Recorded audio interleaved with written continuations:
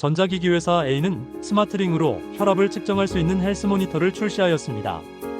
기존에는 혈압을 측정하기 위해서 팔뚝에 커프를 감고 본인이 직접 혈압을 측정하여야 하기 때문에 기계도 크고 사용에도 불편하였지만 스마트링은 손가락의 맥박 파형을 이용해 혈압과 맥박수를 측정할 수 있기 때문에 시간에 관계없이 간편하게 혈압과 맥박을 측정할 수 있어 체계적인 자가 건강관리가 가능하다고 합니다.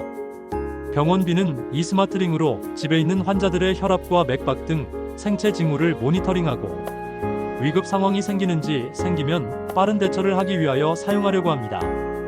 그리고 이렇게 모니터링을 하면서 환자에게 그 비용을 청구할 예정입니다. 그렇다면 병원비의 계획은 문제는 없을까요? 우리에게 가장 익숙한 진료 방법은 의사와 환자가 직접 만나서 환자가 자신의 불편한 점을 이야기하면 의사는 환자의 이야기를 직접 듣고 불편한 부위를 직접 관찰하고 만져보면서 필요한 검사를 선택하고 약물을 처방하는 방식인데 이를 대면 진료라고 합니다. 전통적으로 전 세계적으로 대면 진료가 보편화되었고 사람들은 이러한 방식이 가장 이상적이고 좋다고 생각합니다. 전 세계의 거의 모든 의료 시스템도 대면 진료를 기본으로 체계화되어 있습니다. 하지만 조금 깊게 생각해보면 이런 대면 진료는 대도시에 거주하는 환자들에게만 좋다고 할 수도 있습니다. 환자가 의사를 직접 만나서 이야기하려면 환자는 직접 병원에 가야 하고 병원에는 특정 질환을 전문적으로 진료할 수 있는 의사들을 충분히 구비하고 있어야 하기 때문입니다. 예를 들어 서울과 같은 대도시에는 1000병상 이상의 대학병원이 5개나 있으며 그 외에도 각 구마다 대학병원이 있기 때문에 특정 질환 전문의를 만나기 그리 어렵지 않습니다. 대학병원에 대한 선택권도 있어 A란 병원이 마음에 들지 않으면 B란 병원을 가도 문제가 되지 않습니다. C 전문의의 의료 서비스가 마음에 들지 않으면 D 전문의에게 가도 됩니다. 하지만 중소도시에 사는 사람들은 그렇지 않습니다. 인근에 있는 대학병원에 가려면 2~3시간 걸리는 것은 매우 흔합니다. 대학병원 의사가 마음에 들지 않아도 다른 선택의 여지가 없는 경우가 허다합니다. 섬에 살거나 도심에서 먼 시골에 사는 사람들은 이보다 더 어려워 전문의는 고사하고 의사가 없는 경우도 많습니다. 또한 대도시에 살아도 거동이 불편하거나 달동네에 살고 있는 환자들은 대학병원까지의 이동시간이 중소도시와 비슷하게 많이 걸리는 사람들도 있습니다. 배에서 근무하는 선원이나 최전방에서 근무하는 군인들과 같이 의사를 아예 볼 수 없는 곳에서 근무하는 사람들도 있습니다. 이렇게 격오지나 섬, 그리고 중소도시에 사는 사람들은 병의원에 대한 접근성이 떨어지기 때문에 같은 질환에 걸리더라도 도시에 사는 사람들에 비하여 사망하거나 합병증이 발생할 가능성이 높습니다. 이런 사람들의 의료 접근성을 높이기 위해서 제시되고 있는 것이 바로 원격의료입니다. 원격의료란 의사가 원거리에 있는 환자에게 정보통신 기술을 이용하여 비대면으로 의료 서비스를 제공하는 것을 말합니다. 2013년 보건복지부는 원격진료를 크게 원격지 의사가 멀리 떨어진 의사에게 의료 지식이나 기술 자문을 시행하는 원격자문, 의사가 대면 진료 대신 원격으로 환자의 상태를 진단하고 처방전을 발행하는 원격진료, 의료인이 환자의 질병 상태를 지속적으로 모니터링하고 상담이나 관리를 해주는 원격 모니터링으로 구분하였습니다. 이전에 우리나라에서는 법적으로 원격자문만이 허용되고 있었습니다. 최근에 코로나19 문제로 인하여 한시적으로 원격 진료가 허용되었지만 코로나19가 안정화되면서 2023년 12월부터 재진 환자 및 격오지 주민들을 대상으로만 한정적으로 비대면 진료 시범 사업을 시작하였습니다. 2024년 2월 의정 갈등으로 인하여 보건의료 비상 상황이 발생하면서 다시 누구나 진료 이력에 상관없이 모든 사람에 대하여 비대면 진료가 가능해졌습니다. 하지만 원격 모니터링은 허용되고 있지 않습니다.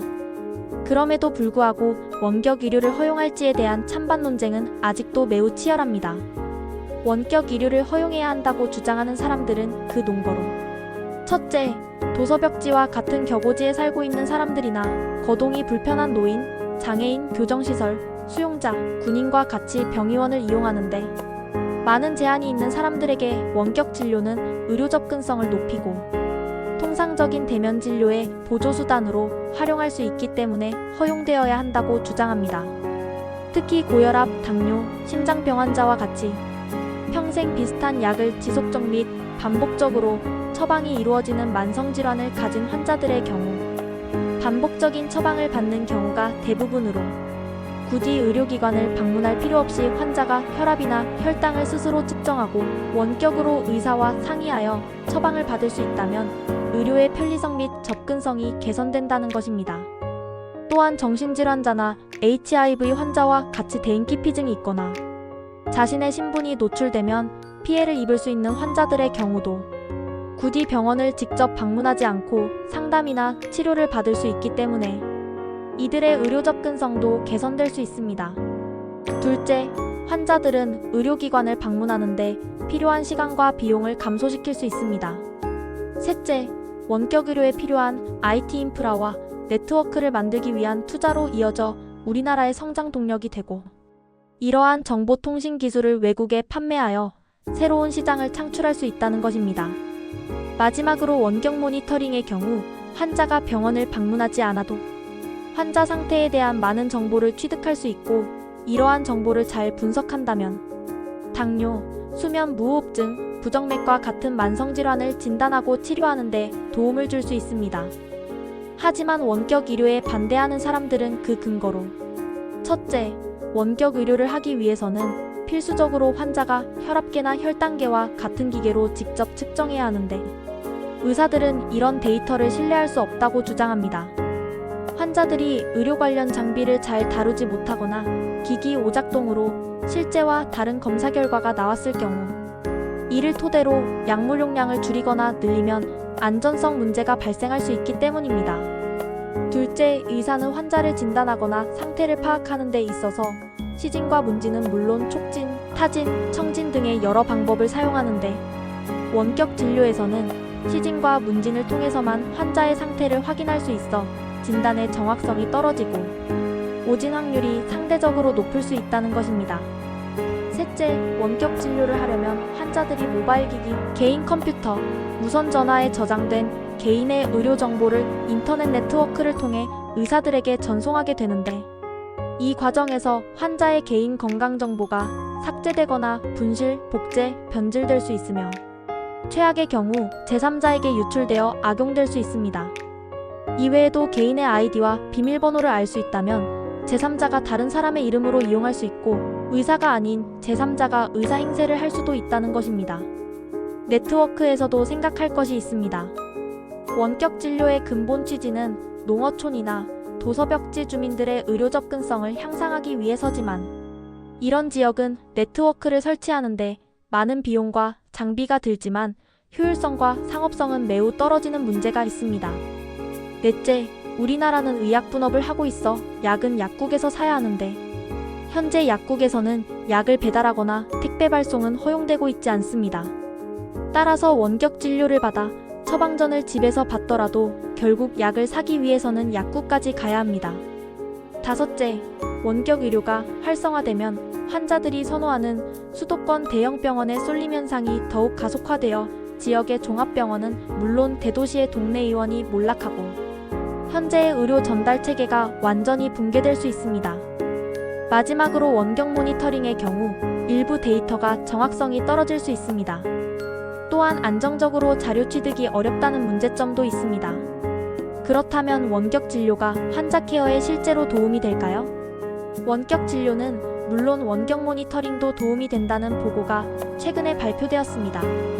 예를 들어 2024년 영국 보건당국이 요양시설에 거주 중인 시니어들의 휴대폰에 앱을 설치하고 이 앱이 자체적으로 수집한 정보와 시니어 본인이나 요양시설 직원이 입력한 데이터를 분석해 의료진에게 알람을 주는 시스템을 적용한 결과 응급진료를 받는 횟수가 11%, 응급실로 입원하는 횟수 25%, 입원 기간 11%, 의료비용도 현격히 줄었습니다.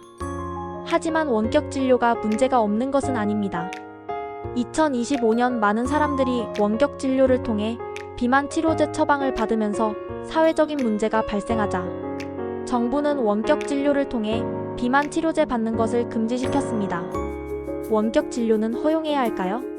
허용한다면 어디까지 허용해야 할까요? 당신의 생각이나 의견이 궁금합니다. 댓글로 달아주세요.